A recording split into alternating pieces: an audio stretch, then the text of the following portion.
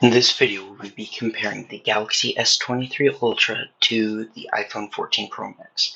These are probably the two biggest hype phones every year from these two companies, and so we'll see which ones hold up to each other this year.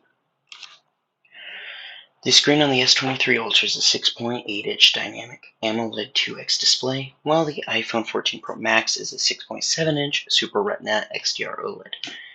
Holding these two side by side, you will notice a difference, but you won't notice a difference, of course, if you use one or the other. The aspect ratio on the iPhone 14 Pro Max is a 19.5 to 9 ratio, while the S23 Ultra is a 19.3 to 9 ratio. I'm not exactly sure what the ratio means. Take that as you will. Brightness on the S23 Ultra is 1200 nits max with 1750 peak. Brightness on the iPhone 14 Pro Max is 1600 nits max with 2000 peak. Much brighter display. Out in the sun, you'll see a lot more. Refresh rate on both of these phones is 120 Hz, which is kind of surprising for Apple. They just started that last year. The resolution on the S23 Ultra is a 3088 by 1440 display, as the iPhone 14 is a 2796 by 1290 resolution. You won't notice much of a difference unless you're looking very closely.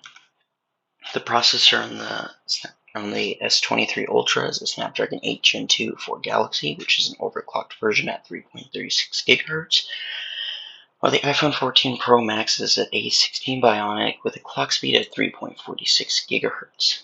The Antutu, the S23 Ultra's CPU is 38,760, while the iPhone 14 Pro Max is a 244,639. Which are both impressive numbers, but the S23 Ultra definitely pulls far ahead. The latest GPU Antutu on the S23 Ultra is 603,753, while the 14 Pro Max is 384,787. You also have to realize that this all depends on software optimization, and Antutu scores do change over time. The Wi-Fi type on the S23 Ultra is 6E, which I do believe is currently the newest, while the iPhone 14 Pro Max is the same Wi-Fi 6 as we've had the last 2 years. They both have 5G capability.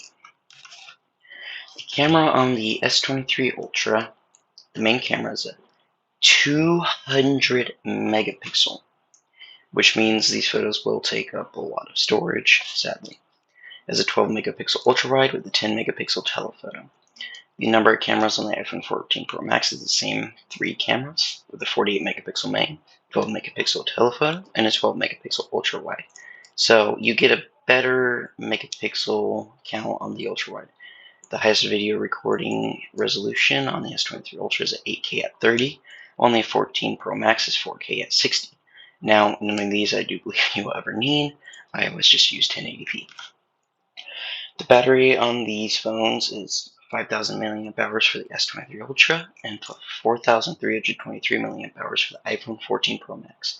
The iPhone 14 Pro Max does have around 34 minutes longer battery life, which is very useful if you're on your last couple percentages. The charging speed, though, however, on the S23 Ultra is a super fast 45 watts as opposed to the pretty average 27 watts.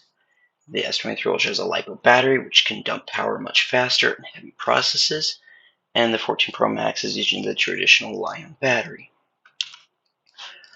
So the S23 Ultra starts at $1,200 US with 256 gigabytes of storage and 8 gigabytes of RAM.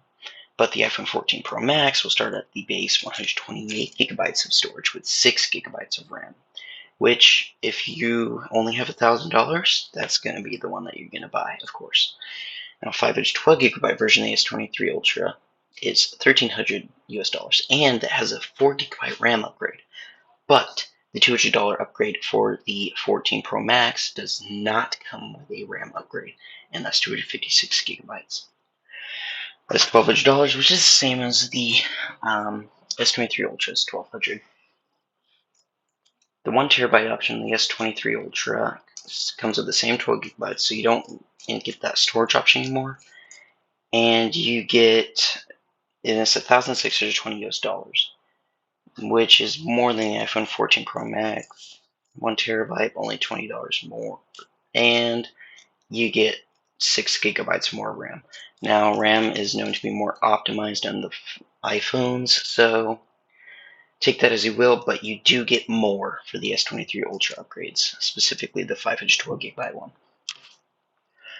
The S23 Ultra gets 4 years of software updates and 5 years of security updates, Android 13 to Android 17, which is pretty in line for Samsung. The iPhone 14 Pro Max gets 7 years of both of these updates, and this phone is going to last a real long time unless you break it or something. The design on the S23 Ultra is very simplistic and made out of matte glass. The front has thin bezels and a small hole-punch camera. The bottom is normal, as you would see with any other phone, but it has this S Pen slot with the free included S Pen. The back of the the iPhone 14 Pro Max isn't quite as simplistic. It also has that nice matte glass. The front has this ugly dynamic island. And a lot of you are going to be like, well, the dynamic island is an upgrade from a little hole-punch camera, right? Because it does all these features. You also got to realize the pull-down menu on Samsung's or really any other Android phone can do exactly what the dynamic island can do with a smaller footprint. I don't exactly get the hype of that. It's kind of stupid in my opinion. The weight of the S23 Ultra is 234 grams, while the iPhone 14 Pro Max is 240 grams. Even holding these two side by side, you won't notice much of a difference. So the S23 Ultra has cheaper storage upgrades, comes with RAM upgrades, S Pen included with the phone, higher megapixel count, higher screen resolution, higher CPU and GPU score, higher camera zoom, higher resolution video recording, 40-watt charging, and Wi-Fi 6E. The iPhone 14 Pro Max has a cheaper starting price, but half the storage, better battery life, 3 years more software updates, higher screen brightness, and it has a higher telephoto count. The ultra wide, I do believe, is a typo because they both had 12 megapixels. So, calculations done by nanoread.net. Check it out. It's a pretty good site. If you're going for the 256GB model on both phones, you have a 22.1% value for money. Better value for money from the S23 Ultra, which is a huge value for money increase, and me personally, I would definitely jump right on that as opposed to the iPhone 14 Pro Max. If you're going from 5 to 12 gigabytes on both models, you get a 32.5 better value for money from the S23 Ultra. That's an even bigger increase, and it's way more worth it unless you are really heavily sticking to Apple.